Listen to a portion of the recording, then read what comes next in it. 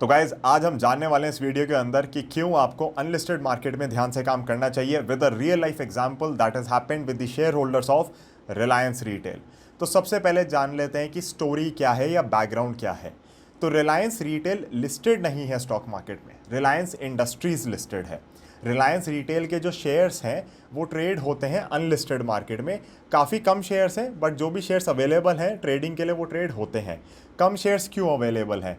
तो क्योंकि majority shares जो आपके हो जाते हैं वो हैं रिलायंस रिटेल वेंचर्स लिमिटेड के पास। इनफैक्ट उनके पास है 99.93% शेयर्स। तो मार्केट में रिलायंस रिटेल के सिर्फ 0.07% शेयर्स हैं जो अनलिस्टेड मार्केट में ट्रेड हो रहे हैं। तो इससे आपको ये समझ आ गया कि रिलायंस इंडस्ट्रीज सबसे ऊपर, फिर रिलायंस रिटेल वेंचर्स है और उसकी सब्सिडरी है Reliance retail. And this is a very common company structure जो कई सारी कंपनीज फॉलो करती हैं। एंड अगर कभी फ्यूचर में लिस्टिंग भी होगी तो रिलायंस रिटेल वेंचर्स की होगी, रिलायंस रिटेल की नहीं होगी, राइट। तो ये चीज़ समझनी सबसे ज़्यादा ज़रूरी है। अब ये 0.07% शेयर्स आए कहाँ से वो जानना भी ज़रूरी है। तो कंपनी ने शायद कभी ईसॉप वगैरह ऑफर किए होंगे तो ये शेयर्स एम्प्लॉयज़ के पास आ गए थे। एंड एम्प्लॉयज़ ने, क्योंकि अगेन वो ये देखो, ये बिकेंगे तब जब कंपनी लेगी, राइट, इसके बदले पैसा तब मिलेगा। लेकिन अगर अनलिस्टेड मार्केट में कोई लेने को तैयार है तो आप बेच सकते हो शेयर्स, उसमें कोई दिक्कत ही नहीं है।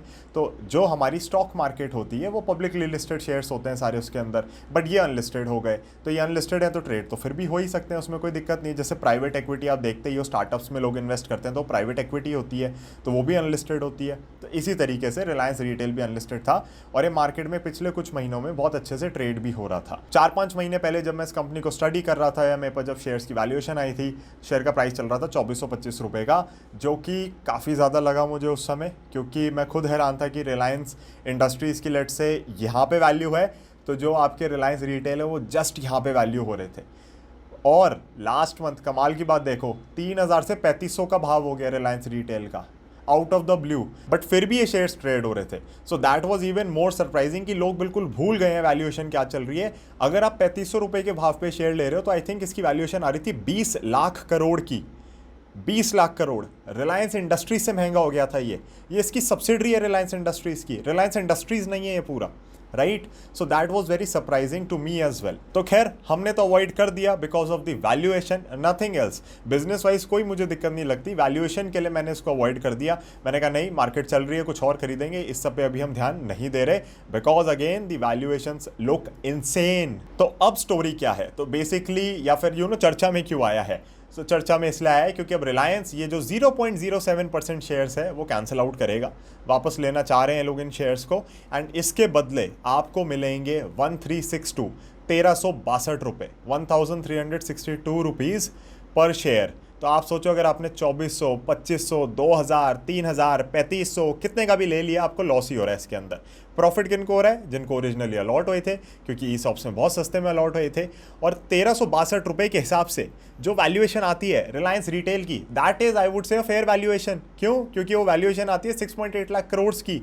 अब सेंस बन रही है ना, रिलायंस इंडस्ट्रीज आपकी चल रही है अच्छी खासी वैल्यूएशन पे, येस, बट ये बिजनेस अगर आपका ऑलमोस्ट 7 लाख करोड़ पे वैल्यू हो रहा है then it make sense. Reliance retail after all is the largest retailer in the country. तो रिलायंस रिटेल के थ्रू इतने सारे लग्जरी ब्रांड्स आ चुके हैं इंडिया में, रिलायंस रिटेल की खुद की इतनी बड़ी बड़ी चेन्स हैं। तो आप खुद जाते होंगे तो आपको खुद दिखता होगा रिलायंस डिजिटल से लेके इतने सारे बिजनेसेस में हैं ये लोग, right. So Reliance retail definitely should be valued well and that is what is happening. But the thing is जो एब्सर्ड वैल्यूएशन वो 0.07% शेयर्स ने क्रिएट कर दी थी इनकी, वो खत्म होती हुई दिख रही है। And again Reliance retail ventures owns 99.93% of the shares in this company. तो गाइस अब इसके अंदर करना क्या है? पहली बात, अगर आप शेयर होल्डर हैं तो आप कुछ भी नहीं कर सकते बिकॉज अगर इसका अप्रूवल आ जाता है तो this looks like a compulsory conversion. Shares auto debit हो जाएंगे अगर आपके डीमैट में है एंड उसके बदले आपको पैसा आ जाएगा जो भी डीमैट आपका लिंक्ड होगा बैंक अकाउंट से। अगर कुछ और प्रोसीजर होगा तो तब की तब कंपनी आपको मेल कर देगी, उसमें कोई दिक्कत होती नहीं है, you will get to know about it. But future में क्या करना है? फ्यूचर में आपको ध्यान रखना है कि जब भी आप अनलिस्टेड मार्केट में काम करें तो आप चीज़ों की वैल्यूएशन ज़रूर देखें, चीज़ों को समझ के खरीदें। कोई आपको आके बेच रहा है, बोल रहा है, इसलिए आपको चीज़ें नहीं लेनी होती। आपको यहाँ पे हमेशा हमेशा अपने पैसे का ध्यान रखना है, क्योंकि लॉस आपका, प्रॉफिट भी आपका। तो again this thing has happened out of the blue, suddenly हुआ है, बट क्या वैल्यूएशन फेयर मिल रही है आप लोगों को? अब जो रिलायंस दे रहा है वो फेयर मिल रही है, but as a share holder, as a minority share holder in Reliance retail, अगर आपके पास शेयर्स हैं तो आपको कहीं से भी ये ठीक नहीं लगेगा, आपको कहीं से भी ये फेयर नहीं लगेगा, और आपको समझ ही नहीं आएगा कि ये क्या हो रहा है और क्यों हो रहा है. So just be careful in the future when you are dealing in unlisted equity. So I personally provide services, consultancy services regarding unlisted shares, and इसके अंदर हम आप लोगों को गाइड करते हैं. मान लो आपके पास कोई डील है, आपको लग रहा है कि आपको किसी में काम करना है, आपको लग रहा है कि आपको कोई शेयर अच्छा लग रहा है, आप मुझसे जानना चाहते हो कि मुझे कौन सा शेयर अच्छा लग रहा है, तो वो सारी चीज़ें मैं आपको बता सकता हूँ. उसके लिए हम कंसल्टेंसी प्रोवाइड यहाँ पे करते हैं, और वो कंसल्टेंसी इसीलिए प्रोवाइड करते हैं कि ऐसी चीज़ों से आपको बचा सकें, और कोई रीज़न नहीं है इसके अंदर. हमारा काम देखो मार्केट्स के अंदर भी, so you know me, I am an investor, I am a trader in the stock market, right. हमारा काम मार्केट्स में क्या होता है? हमारा काम ये होता है कि यहाँ पे हम अपना रिस्क मैनेज करके चलें. प्रॉफिट्स आपको मार्केट देगी, पैसा मार्केट कमा के देगी, बट रिस्क मैनेज करना आपका काम हो जाता है यहाँ पे, वही हम करते हैं. And that risk management saves us a lot of money, because उसी पे हमारा फोकस है, उसी से हमारा पैसा मार्केट में बनता है. तो अगर आप मेरे पास आते हैं तो yes, we can help you, I can guide you in unlisted equity as well. But again, जो न्यूज़ थी, जो स्टोरी थी, जो बैकग्राउंड था, जो सब कुछ है, वो मैंने आपको यहाँ पे समझा दिया है. और इस समझना इसलिए ज़रूरी है कि अगर आपने इस बार मिस्टेक कर दी है तो कर दी है. एंड देखो, अभी भी इसके लिए अप्रूवल के लिए जाएगा, सब कुछ है, अगर रेगुलेटर अप्रूव कर दे तो होगा ये सब कुछ, तो अभी इसमें टाइम है. बट ये इतनी छोटी इक्विटी है, 0.07%, और इतने कम लोगों के पास है कि मुझे नहीं लगता इसके अंदर ज़्यादा कुछ इनको दिक्कत आएगी.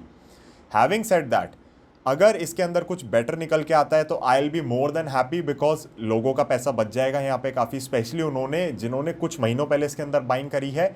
लेकिन अगर इसके अंदर कुछ अप्रूवल आपका फेवर में नहीं आता, एक तरीके से आपके फेवर में नहीं होता, और 1362 रुपये पे ही आपको मिलते हैं एक शेयर के इसमें, तो भी मैं आपको सजेस्ट करूँगा एटलीस्ट फ्यूचर में please avoid this.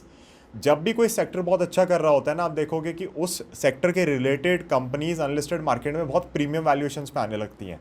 I would strongly recommend उनकी बैलेंस शीट देखें, उनकी प्रॉफिटेबिलिटी देखें, लिस्टेड पीयर्स जो हैं मार्केट के अंदर उनसे कंपेयर करें, समझें, और फिर ही काम करें. सो स्टॉक मार्केट में पैसा बनाना है सिंपल, बट आसान नहीं है.